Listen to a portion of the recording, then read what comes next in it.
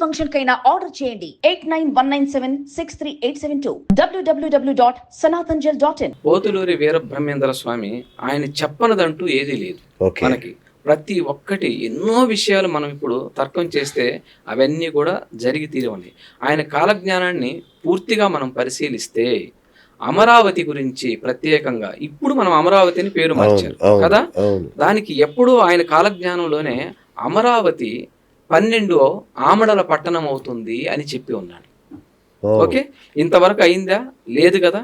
కాబట్టి ఏంటంటే అమరావతికి నామకరణం జరిగింది. కాబట్టి ఇప్పుడు ఇది 12 ఆమడల పట్టణం అవుతుంది. ఒక ఆమడ అంటే 13 కిలోమీటర్ల నుండి 16 కిలోమీటర్ల వరకు లెక్కలు వేయవచ్చు. ఓకే, అంటే ఇప్పుడు ఏదైతే నడిబొడ్డు ఉందో దాని నుండి మనం లెక్కేస్తే దగ్గర దగ్గర 154 కిలోమీటర్లు, ఎటు చూసినా 154 కిలోమీటర్లు డెవలప్మెంట్ ఉంటుంది.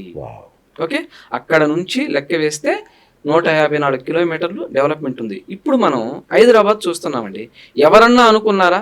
ఒక సెంటర్ నుంచి చూస్తే ఎటు వెళ్ళినా 100 కిలోమీటర్లు హైదరాబాద్ డెవలప్ అవుతుందని ఎవరన్నా అనుకున్నారా? ఎక్కడ చూసినా హైదరాబాద్. అలాగే ముందు ముందు ఎవరైనా పరిపాలించనివ్వండి, తర్వాత సంగతి, కానీ అది తప్పకుండా మహాపట్టణం అవుతుంది. ఈ పట్టణం ఎప్పుడైతే మహాపట్టణంగా రూపుదిద్దుతుందో, మహానగరంగా రూపుదిద్దుతుందో, తరువాత కడపకు వెళ్తుంది. కందిమల్లాయపల్లి అంటారు, పోతులూరి వీరబ్రహ్మేంద్ర స్వామి గారి మఠం ఉండే ప్రదేశం. తరువాత అది డెవలప్ అవుతుంది. ఇది డెవలప్ అయిన తర్వాత అది డెవలప్ అవుతుంది.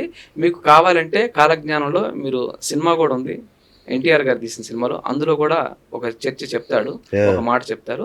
కాబట్టి కాలజ్ఞానంలో కూడా కందిమల్లాయపాలెం ఇది మహానగరం అవుతుంది, రాజధాని అవుతుందని ఆయన చెప్పి ఉన్నాడు. మీరు చూసుకోవచ్చు కావాలంటే. కాబట్టి ఆంధ్రప్రదేశ్ చాలా గొప్పగా డెవలప్ కాబోతుంది. అద్భుతం. అంతే. అంటే వచ్చే 50 ఏళ్ళలో ఎలా చూడొచ్చు మేము? అసలు ఒక స్థాయిలో చూడొచ్చు, అందులో సందేహమే లేదు. ఇప్పుడు మనకు హైదరాబాద్ డెవలప్ అవడానికి పట్టిందా? 40 సంవత్సరాలు పట్టిందా? 50 సంవత్సరాలు పట్టిందా? అలాగే ఇది 2050 కల్లా కూడా మినిమం 2050 కల్లా కూడా ఆల్మోస్ట్ అది చాలా వరకు డెవలప్ అవుతుంది. చాలా మందికి ఒక అపవాదం ఉంది, ఏదో కలియుగం అంతం అయిపోతుంది, కలియుగం తొందరగా వెళ్ళిపోతుంది, కనకదుర్గమ్మ ముక్కుపోగు ఇప్పుడే అందేస్తుంది అని అంటారు. అసలు అంటే సముద్ర గర్భంలో కలిసిపోతుంది అనేది కూడా ఒకటి. ఇది ఒట్టి మాట. మీకు అసలు ఒక నిజమైన పరిమాణం చెప్తాను. ఏమిటంటే అసలు మనకి 4 యుగాలు ఉన్నాయి. కృతయుగము, త్రేతాయుగము, ద్వాపరయుగము, కలియుగము. కృతేతు నారసింహోభు త్రేతాయాం రఘునందన ద్వాపరే వాసుదేవస్య కలవు శ్రీ వెంకటనాయక అన్నాడు. కానీ కలియుగం యొక్క పరిమాణం ఎంతంటే 4,32,000 సంవత్సరాలు ఆయుర్దాయం. కలియుగం యొక్క ఆయుర్దాయం 4,32,000 సంవత్సరాలు. కాబట్టి ఇప్పుడు ఎలా అంతమవుతుందండి? మనకి ద్వాపర యుగం అయిపోయి మన క్యాలెండర్ ప్రకారం, మన తెలుగు క్యాలెండర్ ప్రకారం 5,125 సంవత్సరంలో ఉన్నాం. ఇప్పుడు నడుస్తుంది మనకి క్రీస్తు శకం అంటాం దీన్ని. అంటే మనల్ని బ్రిటిష్ వారు పరిపాలించారు కాబట్టి క్రీస్తు శకం అంటారు. కాబట్టి ఇది 2025లో ఉన్నాం. కానీ మన ఒరిజినల్ తెలుగు క్యాలెండర్ వచ్చేసి 5,125 సంవత్సరం నడుస్తుంది. అంటే 4,32,000 సంవత్సరాలలో ఇప్పుడు జస్ట్ 5,125 సంవత్సరం ఆరంభం కిందనే లెక్క. కాబట్టి ప్రథమ పాదంలో ఉన్నాం. ఎటువంటి ఇబ్బంది లేదు. ఇంకా మన సనాతన ధర్మం, హైందవ ధర్మం మహోత్కృష్టమైన కార్యాలు నెరవేరుస్తుంది. ఇంకా ఏమి మనకి కనపడలేదు, ఇప్పుడే ఆరంభమైంది అనుకోవాలి. మన శాస్త్రపరంగా చెప్తున్నారా? శాస్త్రపరంగానే చెప్తున్నాను, శాస్త్రపరంగానే చెప్తున్నాను. ఎందుకంటే ఇప్పుడే అంతమైపోయేదంటే మనకి వేదాలు చెప్పున్నాయి, పురాణాలు చెప్పున్నాయి, అన్ని చెప్పున్నాయి. 4,32,000 సంవత్సరాలు కలియుగం యొక్క ఆయుర్దాయం అని మనకి ఎంతో మంది మన గురువులు చెప్పున్నారు. చాగంటి గారు చెప్పున్నారు. ఆయన ఏం ఊరికి చెప్పారు కదా, ఎన్నో పురాణాలను అధ్యయనం చేసే కదా. కాబట్టి ఇది నిర్దిష్టమైన పరిమాణం. రైట్. 2026 మే, జూన్ నెలల తర్వాత గురుగ్రహ సంచారంలో మార్పులు వస్తాయన్నారు. ఏం జరుగుతుంది అప్పుడు? అంటే ఇప్పుడు మనకి గురువు వచ్చేసి దగ్గర ఆ గురుగ్రహ సంచారం మార్పు వల్ల ఫస్ట్ మిథునం నుంచి మనకి కర్కాటకంలోకి వస్తున్నాడండి. ఇప్పుడు ప్రజెంట్ మిథునంలో ఉన్నాడు. అతిచారం కింద వక్రగతిని వీడి మిథునంలో ఉన్నాడు. కాబట్టి ఇప్పుడు కర్కాటకంలోకి వస్తాడు. వచ్చిన తర్వాత ఏమవుతుందంటే ఈ కర్కాటకంలో ఉచ్చ స్థితిలో ఒక 4-5 నెలల పాటు ఉంటున్నాడు. అది అక్టోబర్లో సింహరాశిలోకి ప్రవేశిస్తాడు. అచ్చా. ఓకే, అక్టోబర్ దాన్ని అతిచారం కింద వస్తుంది. ఓకే. అలా ఏంటంటే ఒక సంవత్సరంలోనే 3 రాసులు మారినప్పుడు, ఓకే, అనగా మనం సంవత్సరాన్ని ఎక్కడి నుంచి లెక్కేసుకోవాలి, మనం ఏప్రిల్ నుంచి మనం లెక్కేసుకోవాలి. ఓకే. కాబట్టి ఈ లెక్కలకి తీసుకుంటే ఒకే సంవత్సరంలో 3 రాసులు మారినప్పుడు అది కొంచెం దుష్ప్రభావాలను ఇస్తుంది. ఓహోహో. ఇప్పుడు మనకి కరోనా లాంటి వ్యాధులు ఎలాంటివి వచ్చినాయో ఏదో ఒకటివి వస్తున్నవి. కాబట్టి ఇది తప్పదు.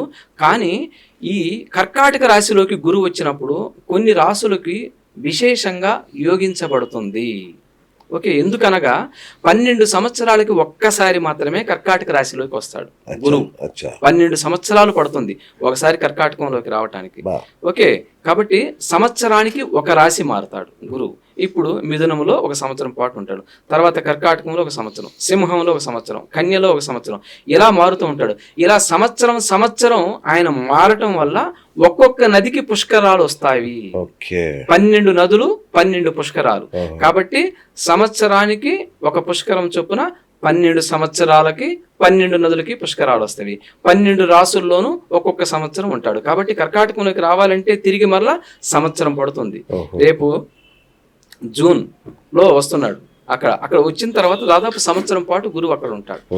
ఓకే, కానీ కర్కాటకంలో ఇప్పుడు ఉంటాడు. గురువు అతిచారం వల్ల ఒకే సంవత్సరం 3 రాశుల్లో 3 రాసుల్లోకి వస్తున్నాడు. అయితే ఇది కొంచెం దుష్ప్రభావాలు ఉంటున్నవి, కానీ జాగ్రత్త వహించాలి. ఓకే. ఓకే, కానీ కర్కాటక రాశి నుంచి కొన్ని రాసులు అద్భుతమైన యోగాలను కూడా అందుకుంటున్నవి.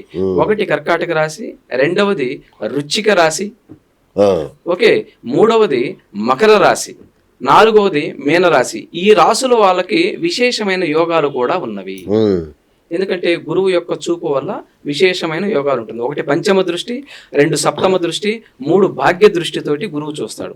కాబట్టి ఆ రాసుల వాళ్ళకి ఇబ్బందులు పెద్దగా ఉండవు. ఓకే, శుభం. అయితే ఈ సంవత్సరానికి అధిపతి కూడా గురువే అంటున్నారు కదా, దాని ప్రభావం ఎలా ఉంటుంది? కాబట్టి ఎప్పుడైనా సరే ఒక శుభగ్రహం యొక్క ఆధిపత్యం వచ్చినప్పుడు ఎంతటి మనకి విపత్కర పరిస్థితులు వచ్చినా గానీ శుభుడు ఏం చేస్తాడు, తన కుటుంబాన్ని తను రక్ష వహించుకుంటాడు కదా. కాబట్టి పెద్దగా మనం భయపడవలసిన అవసరం లేదు. కానీ ఈ గురువు యొక్క నష్టం వాటిల్లకుండా చాలా మంది మన వాళ్ళు ఏం చేస్తారు, యజ్ఞాలు చేస్తారు, యాగాలు చేస్తారు, హోమాలు చేస్తారు. మీరు చూడండి, కావాలంటే ఈ 2026 మొత్తం కూడా ఎన్నో పెద్ద పెద్ద యాగాలు, యజ్ఞాలు జరుగుతున్నవి. ఎందుకంటే కేవలం అందరం సంతోషంగా ఉండాలి, దేశం సంతోషంగా ఉండాలి, సిరి సంపదలతో ఉండాలి, ఆటంకాలు లేకుండా ఉండాలి, యుద్ధాలు రాకుండా ఉండాలి. కాబట్టి చాలా వరకు రాబోయే వాటిని నివారించడానికి మనకి గురువు అధిపతి అయినప్పటికీ కూడా ఈ గురువే మనకి రక్ష వహిస్తున్నాడు. ఈ గురువు వల్ల ఏంటంటే చాలా మంది మన గురువులు ఎవరైతే ఉన్నారో వీళ్ళు ఎన్నో యాగాలు యజ్ఞాలు చేసి మనకి రక్ష వహిస్తారు. దానివల్ల ఇబ్బంది పడాల్సిన అవసరం లేదు, కొంతమేర ఇబ్బంది ఎదుర్కోవాల్సి ఉంటుంది. రైట్.